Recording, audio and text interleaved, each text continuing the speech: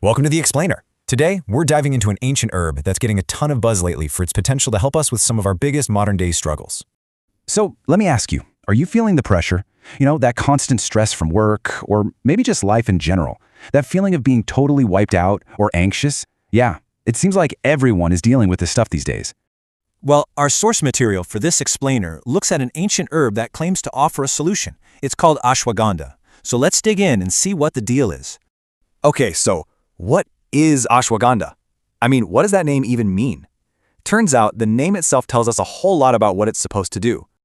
All right, so according to our source, this is a major herb in Ayurveda. That's the ancient system of natural medicine from India. And the name, it literally comes from Sanskrit for smell of a horse. Now, that's not just because its root has a distinct smell.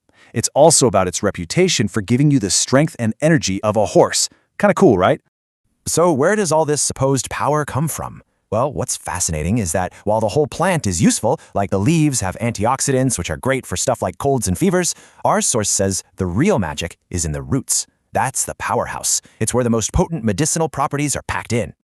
Okay, so we've got the roots, but what do they actually do?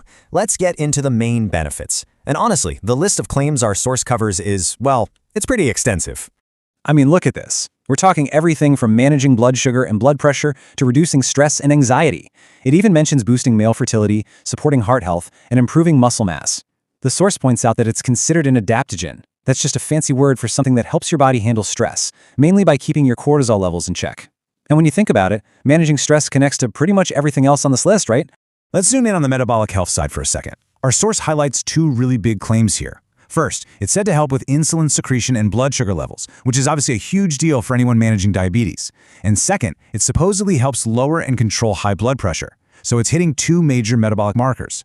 And then there's a big focus on male health. The idea here, according to the source, is a kind of chain reaction. It helps lower your stress, which then helps boost your testosterone levels. And that, in turn, is linked to better fertility and sexual health. It's all connected. All right, so we know what it is and what it supposedly does. But let's get practical. How do you, actually use it? What's the right way to take this stuff? So you've got a couple of options, according to our source. You can go the traditional route with the powder, which is called churna. You can mix that with water, warm milk, or even ghee. Yep, that's clarified butter. Or you can go for the simple, modern option, a capsule. Just pop it with some lukewarm water. Easy enough. Now here's a specific tip from our source. They really recommend taking it at night, just before you go to sleep. Doesn't matter if it's the powder or a capsule. The idea is that this timing helps you get a better, more restful night's sleep. And who couldn't use more of that? Okay, this next part is super important. We have to talk about the precautions and side effects. Anytime you're considering something that affects your health, you absolutely need to pay close attention to this stuff. So, is this for everyone? Absolutely not. And our source is really clear about who should be cautious, or maybe just stay away from it completely. Okay, here's the bottom line. Since it can lower your blood pressure and blood sugar, it makes sense that if you already have low blood pressure or low blood sugar, this is probably not for you. That's a key warning from the source. Also, more is not better. Taking too much can apparently lead to some pretty unpleasant digestive issues like vomiting and diarrhea. And this is probably the single most important piece of advice in this entire explainer. Our source couldn't be clearer on this. Before you start taking any new supplement, especially one with real effects like this, you have to talk to your doctor. You need that personalized professional advice. No exceptions. Okay, that was a lot to take in. So let's just do a quick recap and pull out the key takeaways from our source. There's a quote in our source that just nails it.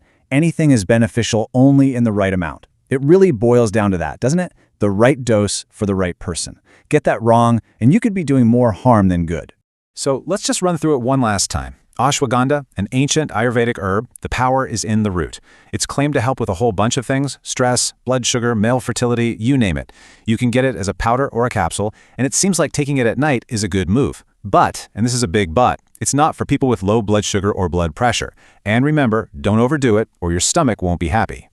And all of this really leaves us with a big question, doesn't it? As we're all trying to deal with the crazy stresses of modern life, what role can these ancient traditions play? Are they a solution? It's definitely food for thought. Thanks for joining me on this explainer.